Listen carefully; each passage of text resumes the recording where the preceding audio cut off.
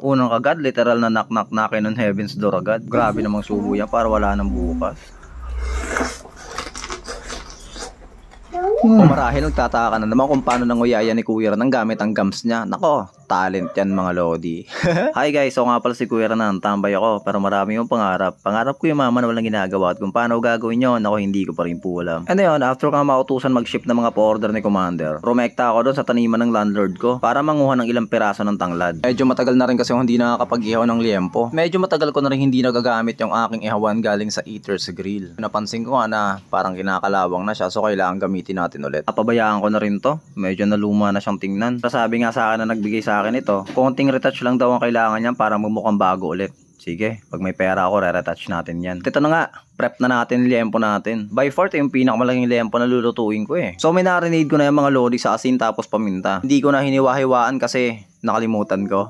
Siyempre, ayon sa nabasa ko, ang pinakamasarap daw na palaman dyan, sibuyas, tapos tanglad lang. Ay, kita mo naman yan, diba? Kaya after natin malagyan ng palaman, tinatalian ko siya guys. Gusto ko all natural. Wala lang talaga akong nabiling kitchen twine. Wala akong pantali.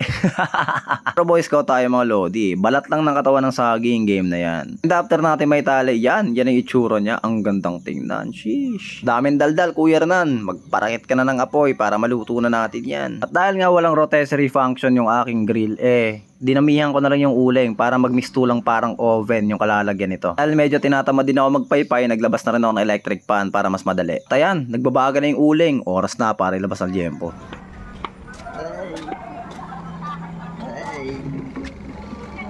Story.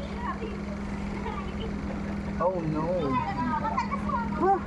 Ayan, indirect heat lang siya mga lodi kasi parang style oven nga yung gagawin ko. Kita nyo naman, all goods and temperature. So iluluto ko siya sa indirect heat ng mga 2 oras mga idol. Unang silip, nako, ayan na siya. Tingnan nyo naman. Nagsisimula na maging crispy yung balat. Pangalawang silip mga lodi, nako, mas gumanda pa. Mamula-mula na. Pangatlong silip, ayan na siya mga lodi. Medyo crispy na ibang parte ng balat pero hilaw pa yung loob niyan. Ang 4 na silip, kita nyo naman. 1 hour mark mga lodi, alam ko hindi pa luto yung loob niyan. Hindi pa naabot ng sobrang init yung loob. Pero okay lang yan. May 1 oras pa tayo na cooking time. Ay, naku, habang tumatagal guys, naiisip ko, ewan ko nga ba kung bakit ako nahihilig sa mga ganito. I mean, yung magluto ng kung ano-ano. Medyo magastos kasi ito mga lodi. Itong buong liempo na to, nasa 700 pesos yan eh. Pero well, gaya nga ng sabi ko, sarili ko, minsan lang naman, at saka hindi ko na rin naman naranasan to nung bata pa ako. Kaya alam nyo naman ako, yung mga hindi ko naranasan dati, gusto kong maranasan ngayon at ginagawa ko na ngayon kahit paminsan-minsan lang. Paraan ko na rin yun para iparamdam sa sarili ko na parang medyo umaabante na rin talaga yung buhay ko kahit papaano. Pero syempre, hinay-hinay lang. Wala namang problema gumastos paminsan-minsan lang para maranasan mo yung mga bagay na hindi mo naranasan dati. Pero wag mong araw-arawin, loads. Wag mong araw-arawin. Diyos ko, palubog talaga yan mga lodi. Okay na yung paminsan-minsan lang. So kung makikita nyo kanina, tinutusok ko siya ng thermometer kasi may ina-achieve ako na internal temperature para makita natin na luto na talaga yung ating liempo. And so far, nakuha na natin yung mga lodi. So tara, slice na natin yung ating liempong malupit. Oh, kung makikita nyo, ayan na.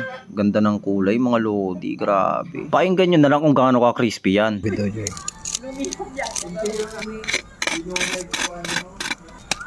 yun.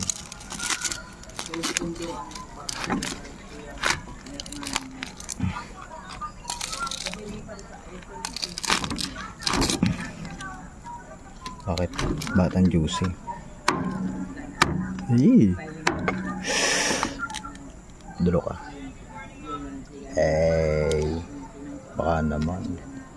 Juicy oh. Kita nyo, crispy outside, juicy inside. Basang-basa. Mas juicy pa kaysa jowa mo.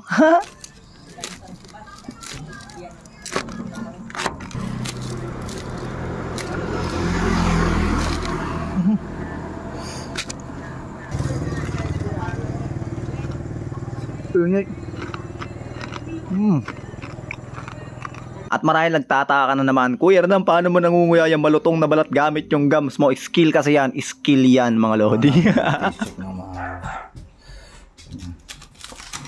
Ayan. At syempre, alam nyo na ano masarap na sausawan dyan. Lechon sauce sana, pero mas preferred ko yung suka kalamansi na may konting sili. Kita mo yan. Pag yan talaga hindi ka pa naglaway, aywan ko na.